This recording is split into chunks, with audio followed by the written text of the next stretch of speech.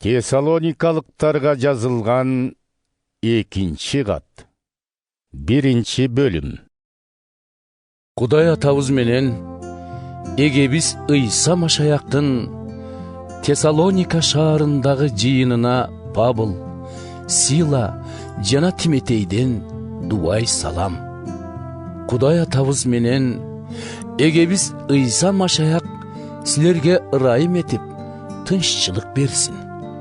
Боордоштор, ишенимиңер ушунча өсүп, бири-бириңерге болгон сүйүүңөр барган сайын артып баратканын көрүп, силер үчүн ар дайым Кудайга ыраазычылык билдирип турбасак, калыстык болбос.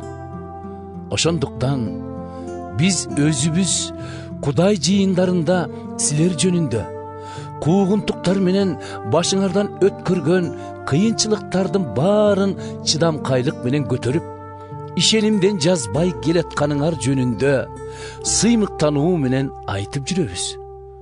Мунун баары Кудай сотунун калыстыгын айгинелеп турат.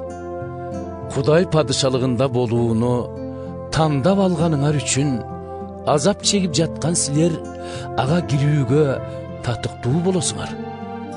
Өзүнүн адилеттүү өкүмүн чыгарып, ал силерге азап жедиргендердин өздөрүн азап жедирет. Ал эми кыйналып жаткан силерге биз менен бирге тынччылык берип, жай алдырат.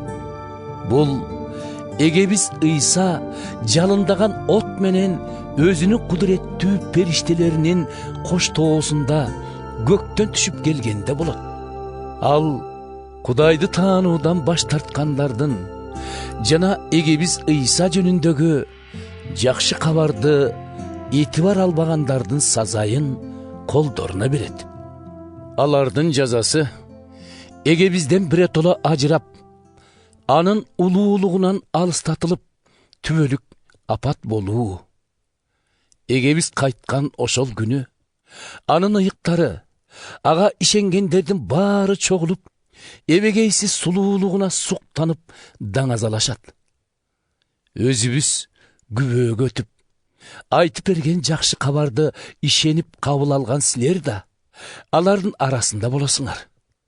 Кудай силерди өзү чакырган жашоого татыктуу кылып, кудурети менен колдоп, жасайын деген ар бир жакшылыгыңарды иш жүзүнө ашырып, ишенимге таянып кылган ар бир ишиңерди аягына чыгарып берсин деп тилеп, тынбай сыйынып турганыбыздын себеби мына ушунда.